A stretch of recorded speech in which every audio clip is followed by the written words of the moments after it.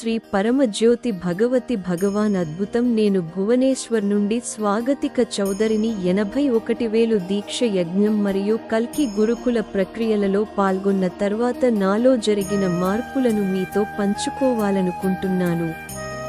నా తల్లిదండ్రులు మరియు కుటుంబ సభ్యుల బాధలను నాలో మోస్తున్నాను. నేను చిన్నతనంలో అమ్మాయిగా ఉన్నప్పటి నుండి భయం నాలో నాటబడింది. అది నా కార్యక్రమంగా మారింది. నా వివాహం తర్వాత కూడా అది నాలో కొనసాగింది. నా భర్త ముందు మాట్లాడటానికి నేను భయపడ్డాను. ఇతరులు నన్ను బాధ పెట్టినప్పుడు నేను భావోద్వేగాలను నాలో దాచుకున్నాను. ఇది నన్ను చిరాకు తెప్పించింది. కొన్ని రోజుల తర్వాత అది నా కోపం మరియు అసంతృప్తిగా బయటపడింది. ఇది నా సంబంధాలలో సమస్యలను సృష్టించింది. జీవితంలో నా కలలు నెరవేరలేదు.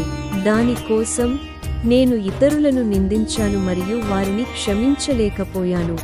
నా జీవితం పనికిరానిదిగా నాకు అనిపించింది. నన్ను మరియు ఇతరులను నేను అంగీకరించలేకపోయాను. నా అంతర్గత స్థితి నా ఆరోగ్యాన్ని చాలా తీవ్రంగా ప్రభావితం చేస్తోంది. నా భవిష్యత్తు గురించి నాకు అభద్రత అనిపించింది. 81,000 దీక్షా యజ్ఞాలు మరియు ప్రక్రియలకు హాజరైన తర్వాత నాలో గణనీయమైన మార్పులు వచ్చాయి. బాధ భారం తొలగిపోయింది. నేను ఇతరులను క్షమించగలను మరియు వారిని ఉన్నట్లుగానే అంగీకరించగలను. నేను ప్రజలను కలిసినప్పుడల్లా నేను బేషరతు ప్రేమను అనుభవిస్తాను. నేను వారిని ఎటువంటి తీర్పు లేకుండా అంగీకరిస్తాను. నన్ను నేను అంగీకరించగలను. భయం, అభద్రత మరియు విచారం యొక్క భావాలు చాలా వరకు తగ్గాయి. నా ఆరోగ్య సమస్యలలో 90% నుండి నేను కోలుకున్నాను. శ్రీ పరమజ్యోతి భగవతి భగవాన్తో నా బంధం రోజురోజుకు బలపడుతోంది. నేను ఎల్లప్పుడూ ఆయన దివ్య సాన్నిధ్యాన్ని అనుభవిస్తున్నాను. నా జీవితంలో శాంతి మరియు కారణం లేని ఆనందం ఉన్నాయి.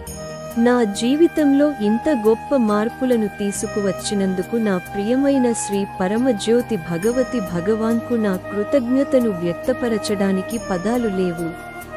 నేను వారికి ఎల్లప్పుడూ కృతజ్ఞతతో ఉంటాను. నేను వారి కమల పాదాల వద్ద ఎప్పటికీ శరణాగతి చేస్తాను.